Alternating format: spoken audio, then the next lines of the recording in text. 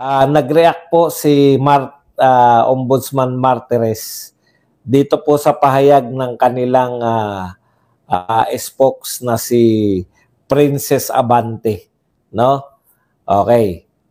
Sabi ni Princess Abante, hindi naman daw dinimanda, wala naman daw reklamo na ibinigay sa ombudsman. Ayan, no?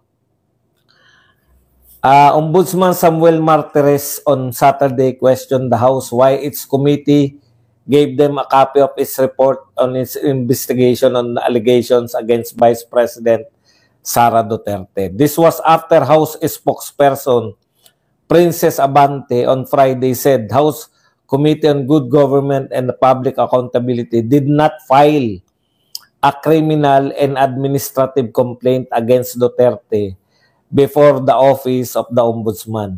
Okay. So dinideny, no? Dinideny ni Princess Abante na nag-file sila ng administrative complaint against Duterte. So sabi naman po ni Ombudsman Martires, ito po ang pagkakasabi, no? Sabi po, bakit ba nila kami fa-furnishan ng kopya ng result ng kanilang investigation? Ano yun? Gagawin namin ano? Pardon the word. Pero ano yung gagawin namin? Scratch paper? Ano yun? We're not even part of the investigation of the House of Representatives. Kaya hindi kami dapat parnisan ng kopya. Diba? Sabi ni Martires. Ngayon, ano po epekto pag pinarnisan sila ng kopya? Unang-una, hindi ang House ang nag-file ng complaint. What the House initiated was the impeachment trial through that transmission. So, dinideny na ngayon ni Princess na nag-file sila. Pero ang ibig sabihin pala sa mga legal yan, ito po ang sabi ni Martires, no? Siguro naguguluhan lang sila o naguguluhan lang yung spokesperson. Ang nag-endorse sa amin ng committee report ng House Committee on Good Government and Public Accountability ay ang Secretary General mismo. At sinasabi ng Secretary General sa kanyang sulat na itong committee report ni Representative Chua was adopted by the House of Representatives. Ano po ibig sabihin yan? So, ang naging complainant dito na ginawa namin is the House of Representatives Committee on Government Public Accountability represented by its chairperson, Representative Joel Chua. Yun. So, sino ang gagawin namin complainant? Okay. Ngayon, bakit po ulitin ko lang po yung nangyari, Nag-imbestiga sila Chua, di ba? Natatandaan natin yan. Tapos, yung resulta ng investigasyon nila, ipinasa nila sa ombudsman. Ngayon, dinideny ngayon ni Princess Abante na nag-complaint yung House of Representatives sa ombudsman. Sabi ng ombudsman, kung hindi kayo nagko-complaint, bakit nyo kami binigyan ng kopya? Aanhin namin yan. Automatic yun. Pag nagbigay kayo ng kopya sa ombudsman, kayo ay nagre-reklamo, inirereklamo ninyo si BP Sara, kaya namin pinasagot si BP Sara. O ngayon, hindi. Problema kasi nila yan, magaling magpasya to si Martires Halimbawa po, tignan nyo ito po mangyayari. Halos yan, ibig sabihin, pag kinapi-parnis mo, binigyan mo ng kopya, itong ombudsman, matik yan. Nagre-reklamo ka. Tinitake yan ng ombudsman na ikaw nire-reklamo mo si Vice President Sara Duterte sa kanila. Kaya nila pinasasagot si Sara Duterte within 10 working days o kung ano man. So, ibig sabihin, kinasuhan ninyo sa ombudsman si Sara Duterte na dinideny naman ni Princess. Sabi nga, baka nalilito lang kayo o yung spokes ang nalilito. Yan po ang problema pag masyadong maraming attack dog. Yan po ang problema Pag yung hindi nila alam, katulad ni Senator Amy, hinalimbawa pa ni Ombudsman. Si Senator Amy, nagbigay siya ng kopya ng resulta ng Senate investigation. Kaya nga kinasuhan, may kaso ngayon, si Torre, si Marbil, tsaka yung dalawang Remulla, tsaka sila Canilaw. Dahil dun sa resulta ng investigasyon ni Amy Marcos. Okay? So, kinakailangan sumagot nila Torre ng magkapatid na Remulla at ni Marbil. Kung hindi man sila sumagot, magpapasya ang ombudsman batay sa nakuha nilang mga ebidensya dito kay Amy Marcos. So, sasabihin ng ombudsman kung guilty or not guilty sila. O ngayon, bakit takot na takot ngayon yung mga congressman at dinidinay nila na sila ay nagreklamo? Kasi pwedeng sabihin ng ombudsman, pwede yung, ano yung sabi ni De Lima? Eto, si De Lima may utak-utak eh. Naiwagaan na si De Lima sa inyo, kawawa naman, kapapasok lang. Eto po, ngayon, eto si Laila De Lima, duda siya sa timing ng ombudsman. Bakit daw? Pwede pong i-dismiss.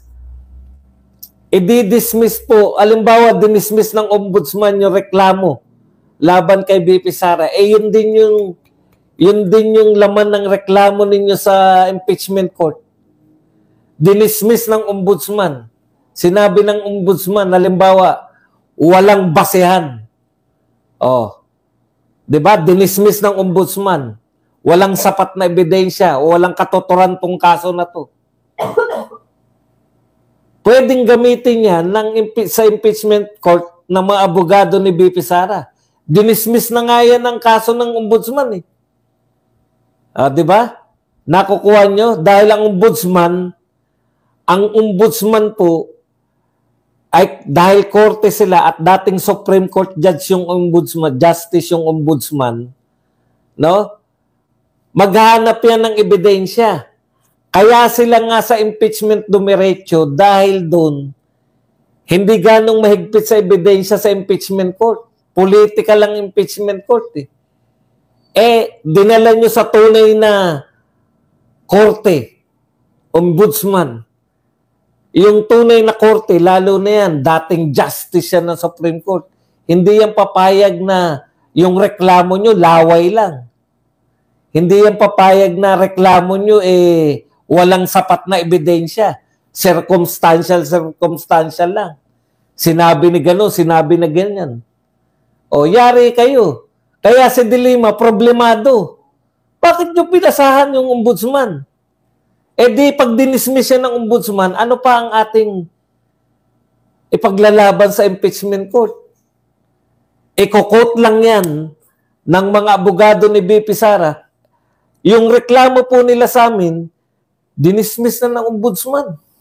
Pucha, yari na naman, blunder na naman kayo. Diba? Diwang na diwang kayo.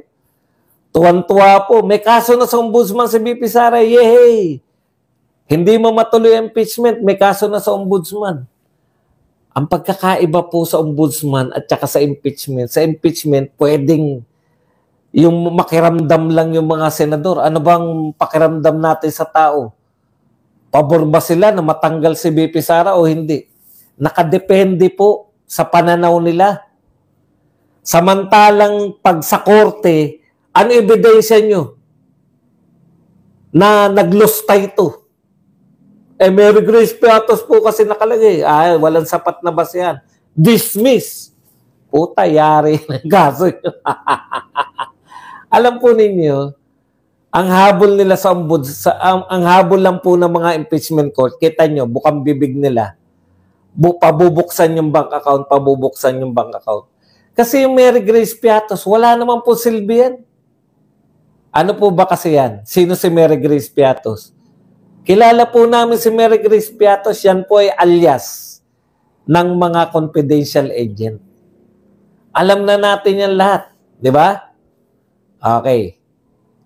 Alias yan.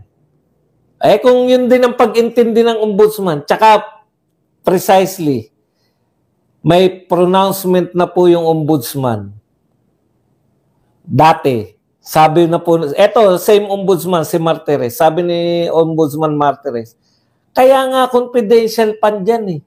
Dahil confidential. Kung ang mga nireklamo ninyo sa ombudsman ay yung confidential fund, yari kayo. Dahil may pronouncement na to, ang confidential fund hindi pwedeng ibulgar. Kung ang sinasabi nyo, hindi maipaliwanag yung confidential fund, eh dapat talagang hindi pinapaliwanag. Ayon mismo yan kay Martires.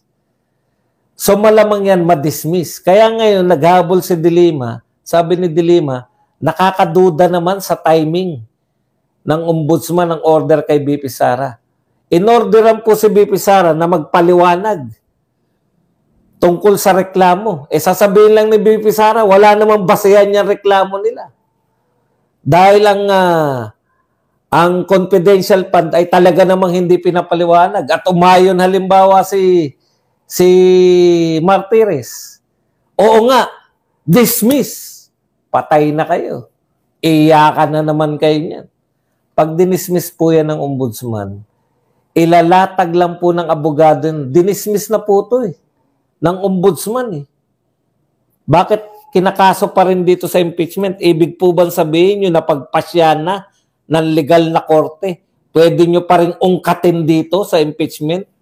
Yun po yung pinakamabigat nila eh. Di ba? Kaya hinahabol nila ngayon na wala naman kaming reklamo. Sabi nga ni Martires, wala pala kayong reklamo, bakit nyo kami binigyan ng kopya? Anong gagawin namin dyan?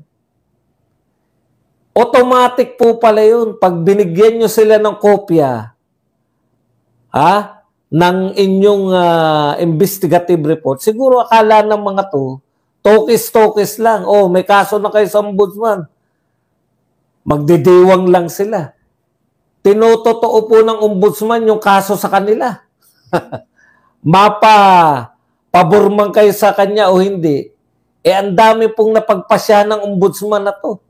Totoong nagpapasya to. Ano po mangyayari sa kaso nyo sa impeachment kung pinagpasya na dismiss? Iko-quote lang nila yun. Dinismiss dahil walang sapat na basehan. Tapos, yun lang sasabihin sa impeachment court. Ano pa iangal ni Chis Escudero at ng mga senador? Dismiss na pala yan eh. Dito na lang tayo sa pagbabanta. Hindi pa siguro na di-dismiss yung pagbabanta. Pera na lang kung kasama yun sa mga inimbestigahan ninyo.